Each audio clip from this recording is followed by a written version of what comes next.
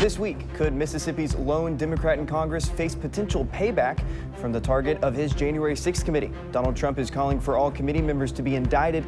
Meantime, the former president is campaigning for re-election even as he awaits sentencing for his criminal convictions in New York State. We'll get analysis this morning from former State Assistant Attorney General John R. Henry. And when might the Mississippi Delta enjoy the fruits of state economic development? 12 News goes in depth this Sunday on Mississippi Insight. I'm 12 News senior political correspondent Richard Lake. Byron Brown is off this week. Welcome to this June 9th edition of Insight. Remarks by Donald Trump on his social media platform could point to a potential revenge campaign against the House Select Committee on the January 6th attacks on Congress. The former president posted it Thursday on Truth Social, quote, "The un-American weaponization of our law enforcement has reached levels of illegality never thought possible before. Indict the unselect J6 committee for illegally deleting and destroying all of their findings," unquote. The panel's former chairman, Mississippi Congressman Benny Thompson, has previously pushed back against GOP claims that the committee withheld information. Trump has said in several recent interviews that it would be fair game for his political opponents to be prosecuted should he win back the White House in November. Thompson's committee concluded that there was evidence to suggest the former president was complicit in the 2021 assault on Capitol Hill by his supporters. We spoke with political science professor Eric Schmidt from Millsaps College in Jackson about this latest round of bitter political rhetoric. The idea that the law can be wielded by people in power to go after political opponents or those deemed to be politically unsavory, that's really nothing new. So during World War I, the Bureau of Investigation came down really hard on World War I protesters. You had people thrown in prison for decades simply for advocating draft resistance. When J. Edgar Hoover was the head of the FBI, right, he was in close correspondence with presidents and other executive branch leaders about the alleged misdeeds of civil rights leaders, including Martin Luther King Jr. So the idea that the Department of Justice should be functionally independent from the president and the other parts of the executive branch, you don't really see that until the Watergate era, the aftermath of the Watergate era, where sort of in tandem with the death of J. Edgar Hoover, there was this realization that the Department of Justice and the FBI had been weaponized systemically for a very long time. Now, that's what I've just spoken about, though, Richard, is different in a sense, because there we're not talking about promises or plans to prosecute people running against you for elected office, right? The people that have been, say, targeted by politically motivated prosecutions throughout the 20th century tended to be relatively powerless or less powerful individuals by comparison. So the idea of a presidential candidate promising to prosecute their chief political rivals, right? Not like low-level activists who nobody's heard of or who don't have political power, don't serve in office. That's pretty new. If he were to go after Congressman Thompson through exercising his duties as a congressman, what might that look like? Could it be leveraging the Justice Department? Could it be leveraging the FBI?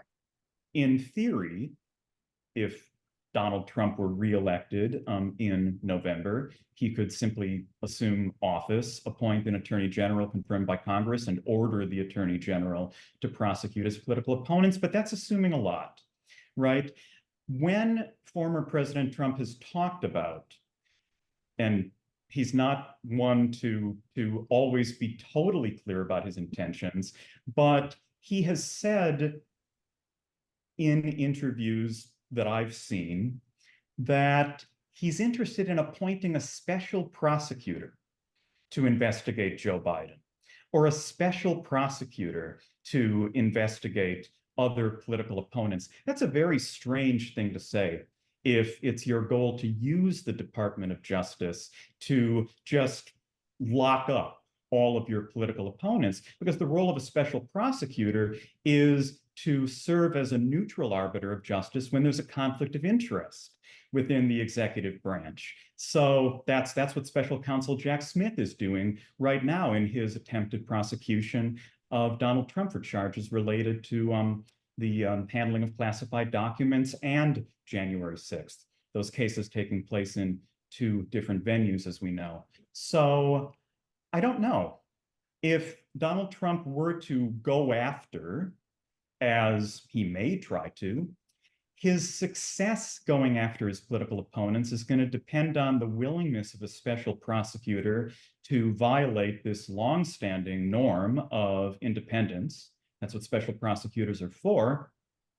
It would also depend on the ability of said special prosecutor to drum up evidence that doesn't exist, potentially. Now, it's possible that President Trump could order some type of prosecution that would actually unearth real criminal evidence. But we're speaking here in the realm of, right, how could you use the law simply to put somebody in prison because they don't like you and were mean to you? And that's assuming a lot. It's assuming people willing to,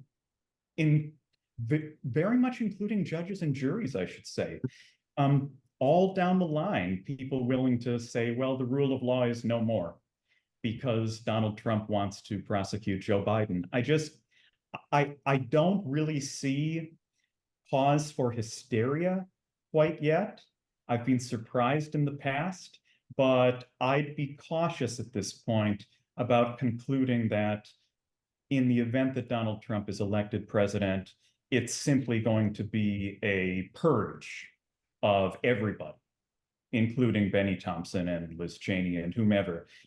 I think that's extremely unlikely. Of course, all this follows President Trump's historic conviction on criminal charges. We'll look at the trial and consider his prospects of an appeal after a short break.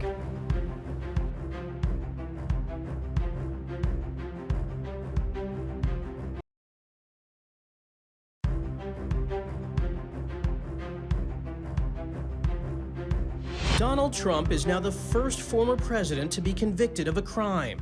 This was a rigged, disgraceful trial. The real verdict is going to be November 5th by the people.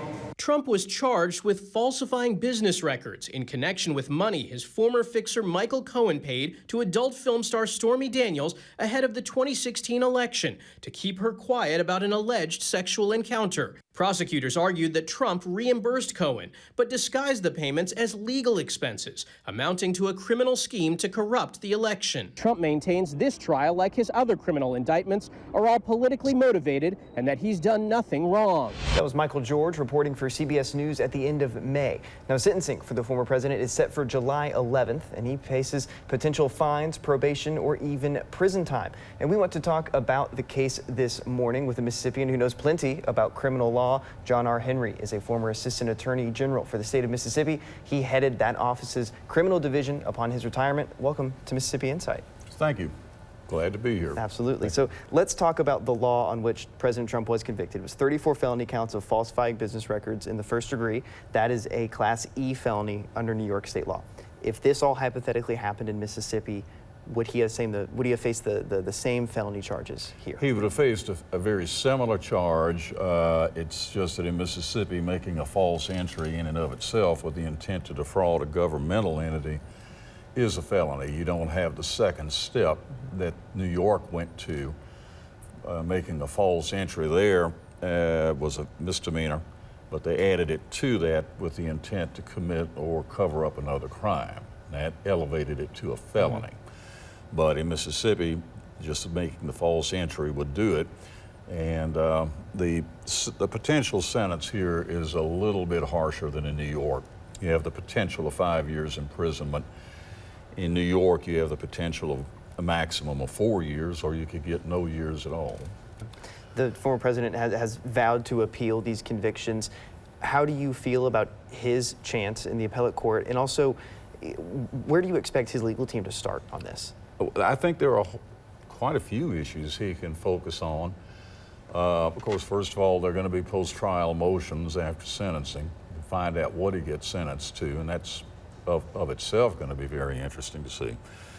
But among the other things, the sufficiency of the indictment in terms of giving him notice as to what he was accused of, whether a federal crime can be included in the New York statute, especially if the federal government has never prosecuted him for a violation of that federal statute, you know. You're also going to have, and these are the broader issues, then you've got the question of what Stormy Daniels' testimony did.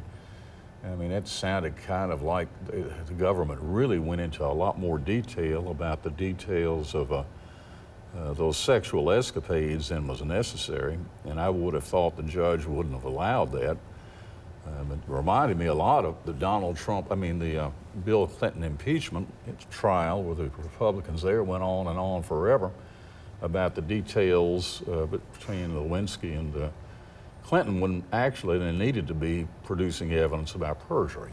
But for some reason they felt that they needed to get these incendiary details out there. That's going to be an issue, but I don't think that's a major issue. Another issue is going to be the recusal of the judge, whether he should have recused himself. Apparently the judge's daughter is associated with a Democrat organization of some kind. I would doubt that that alone would be enough to require him to recuse himself, but there may be other factors too. And of course, they can take into consideration the way the judge acted during trial and his rulings too. If his rulings were blatantly wrong, you could use that as some indication of a bias. Sure. So there's just a few, and there may well be other evidentiary issues. Some of them would get him a new trial, all right, but only one's going to get him acquitted, and that would be if the New York court finds that the evidence was, as they say, insufficient to convict him at all. All right, so there is that distinction. But I would imagine that if it's reversed, I would be surprised if it's retried, because I don't think that's what this was about. The scheduling of all this, we know how long the legal process can take. Are we expecting an appeal to be set or completed in any way before November? I would imagine that Trump's lawyers will ask for an expedited appeal, but that will be discretionary with the New York Appellate Court. Ordinarily, you could look, for most appeals, you could be looking somewhere between a year and 18 months.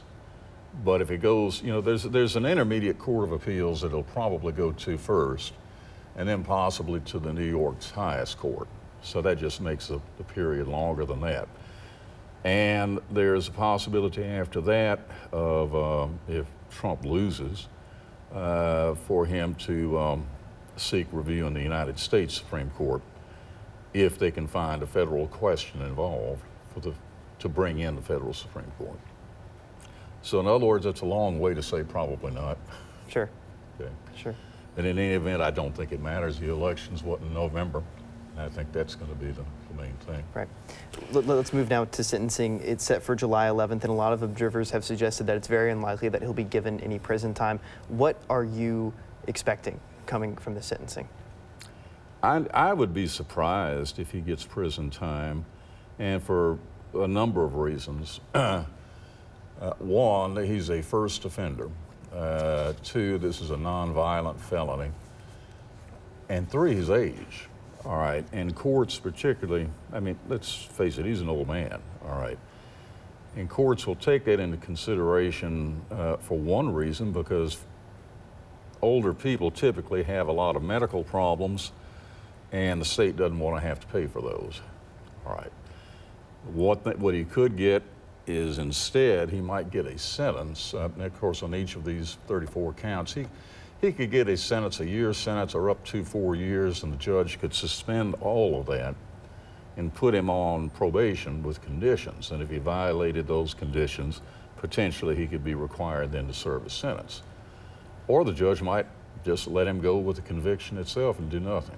To what impact do you think that former President Trump's conduct within the courtroom and outside of the courtroom during this trial will play in on the sentencing? He was violated a gag order multiple times. He's gone after the judge. He's attacked the justice system and the trial as a whole. What impact will that play into sentencing? It could hurt him. And the thing about it is that to me, Trump is the nightmare of clients. I'm surprised he can find anybody who would want to defend him, because normally defense lawyers, the first thing they're going to tell their clients is be quiet. Just don't say anything. And Trump seems to have been eager, to try this in the court of public opinion, and I think that can definitely hurt you in sentencing, especially where the judge has as much discretion as this judge has. All right. And these sentences, when they're under review, all right, they're subject only to what's called an abuse of discretion standard. That's a very high standard for somebody to say. All right, so there's a lot of deference given to the judge. It's going to take a lot to get that overcome.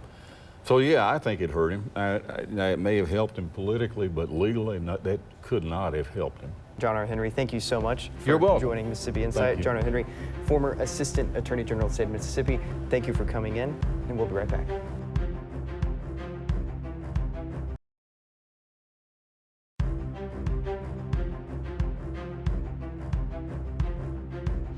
The poorest region in one of the poorest states in the country has been working overtime to flip the script and position itself for an economic boom.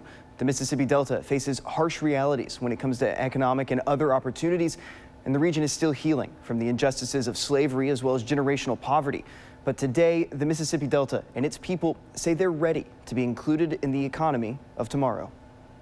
With some of the worst healthcare, education, and economic outcomes in the country, the perception of the Mississippi Delta has been largely based off of those realities. This data is something Justin Birch has had to combat when marketing the Delta to outside investments. As director of the Washington County Economic Alliance, he says recognizing what the region has to offer, in spite of its challenges, is crucial in bringing back economic growth. We don't let the data stigmatize us. We don't let education in the Delta be used as a proxy for skills. And when we're talking about skilled labor, we have some of the best in the country. The recent economic booms in neighboring states, Texas, Florida, Georgia, and the Carolinas, oftentimes leave the Deep South with leftovers. Smaller investments have made their way to less tech-centered economies in Mississippi, Alabama, and Louisiana. Birch says this is changing. The thing that they're lacking is energy generation. They have been siphoned up.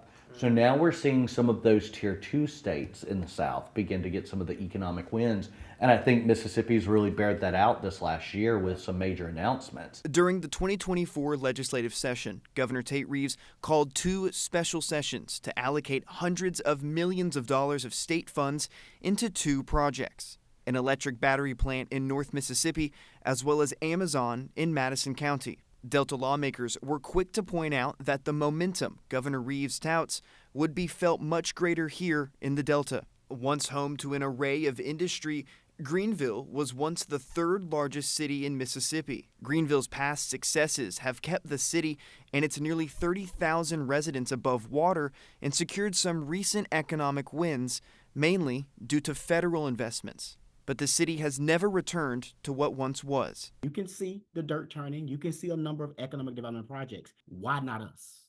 If we are creating or contributing to the money at the top to send these economic development projects out, why not the person in the Mississippi Delta? This has been a depressed and deprived area for quite some time, and the opportunities are here. This is a jewel that needs to be dusted off and put back in the ring. The exclusion that Delta lawmakers feel from the state and the Mississippi Development Authority is not shared by all Delta players. Amazon happened on a megasite. You're unlikely to ever have a megasite in the Delta because we all share a labor shed. And could we meet the demands of an Amazon? No. We're more concentrated a little bit on micro manufacturing. I don't think it's necessarily the state of Mississippi or the utilities have anything against the Delta. I think it's just more or less we have not found that right size sector or industry that would be perfect here. What lawmakers and Birch want is equity in Governor Reeves' economic vision. The only way we really can rid this region of poverty is through equitable economic opportunities. Almost 20,000 acres out here that's available. So economic development could happen here. How are we going to love on everybody? How are we going to include everyone in workforce development systems, post-secondary systems, and livable wage economies? We are, really looking towards a new era where we think through holistically, not only how we service industries, but how we service the people that are going to work for those industries. And these are the wages that we want them to make. These are the benefits we want them to have. This is the quality of life that we want them to have. And I think that we are beginning to incrementally make those changes to ensure that people can live the American dream.